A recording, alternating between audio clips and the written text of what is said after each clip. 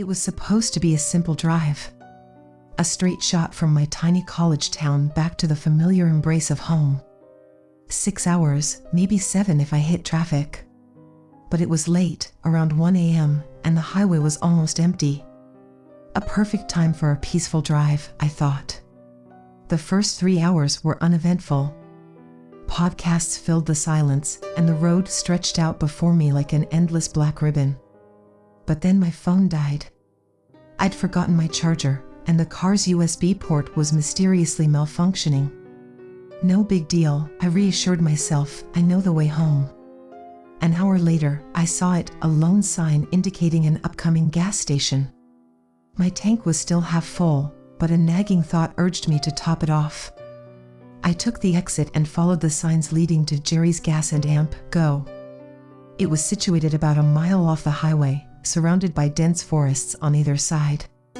I pulled in, killed the engine, and looked around. The place was deserted.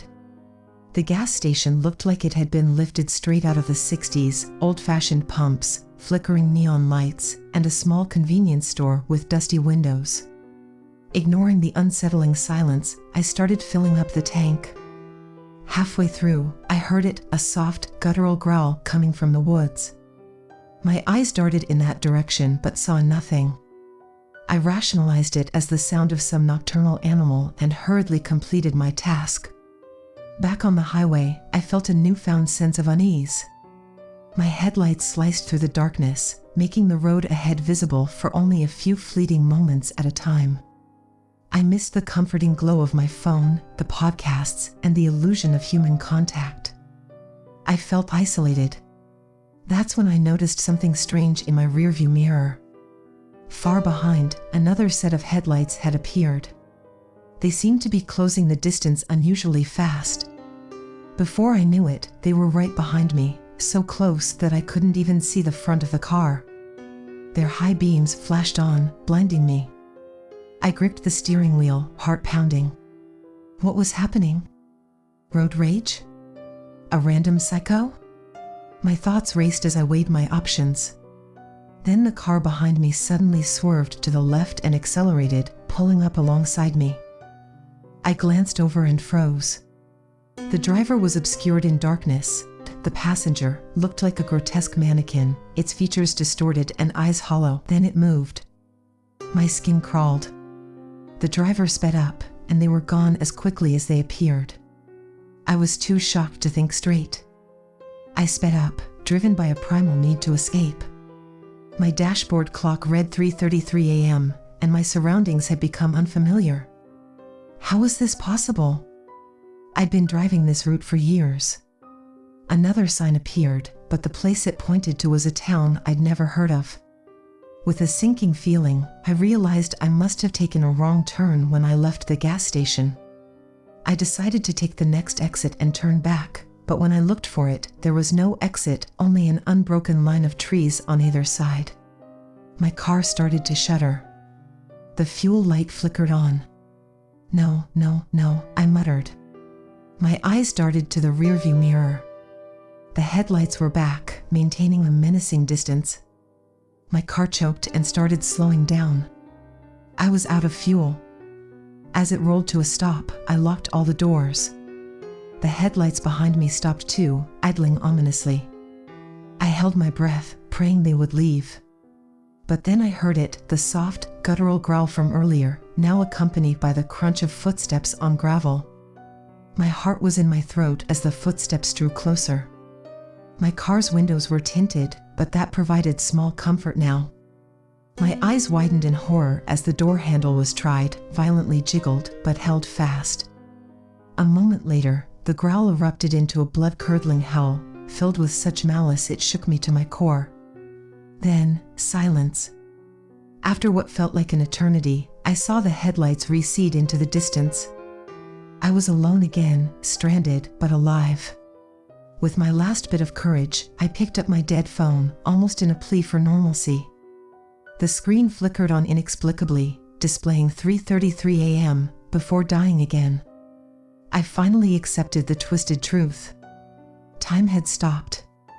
I was trapped in this nightmarish loop, a stretch of road untethered from the world I knew.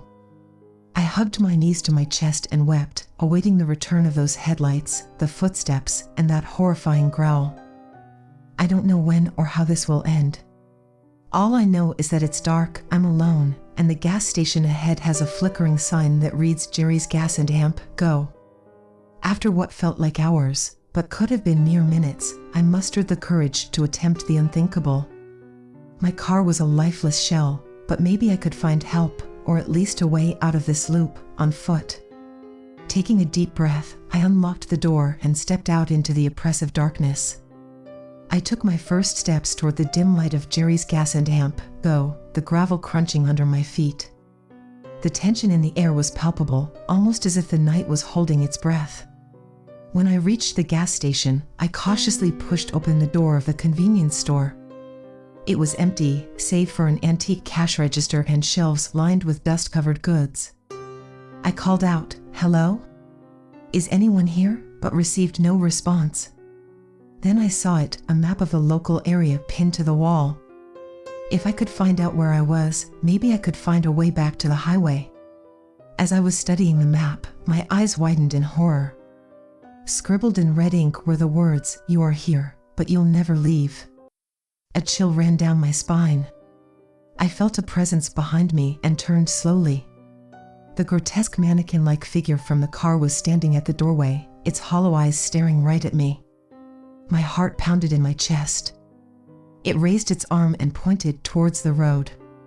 Following its gaze, I saw my car idling on the road, headlights on. The figure slowly stepped aside, making room for me to exit. It was as if it was permitting me to leave, but to where? Regardless, staying didn't seem like a better option.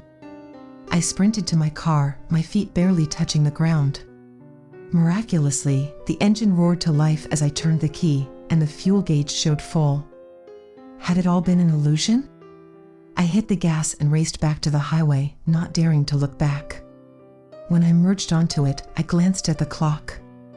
It blinked at 3:34 a.m. Time had started moving again.